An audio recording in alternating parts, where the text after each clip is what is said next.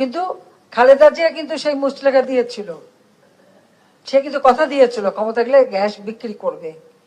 তা আমি শুধু এটুকু বলছিলাম যে আল্লাহ তাআলা জন বুঝে ধন দেয়, ও খালেদা জিয়া কথা দিয়েছে গ্যাস বিক্রি করবে, গ্যাস পাবেই না। তাদের আমলে কিন্তু গ্যাস কোনো কূপ খনন করেও গ্যাস পায়নি, খুব আর ওদিকে তাদের দৃষ্টি ছিল না। ক্ষমতায় যাবে, লুটপাট করবে, পয়সা বানাবে, হাওয়া ভবন খুলে খাওয়া খাবে, এটাই ছিল তাদের মাথায়, এটাই তারা করে গেছে। আর এখনো একটা দল যার কোনো মাথা মুন্ডু নাই। তাদের যিনি চেয়ারম্যান ছিলেন তিনি সাজাপ্রাপ্ত আসামি, যিনি দায়িত্বপ্রাপ্ত চেয়ারম্যান সেও সাজাপ্রাপ্ত আসামি এবং দেশান্তরী। আমরা ডিজিটাল বাংলাদেশ করেছি যে সেই সুবাদে সারাক্ষণ অনলাইনে শুধু নির্দেশ দেয় এবং সেই সিদ্ধান্তেরও ঠিক ঠিকানা নাই।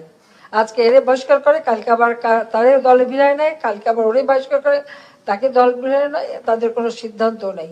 আর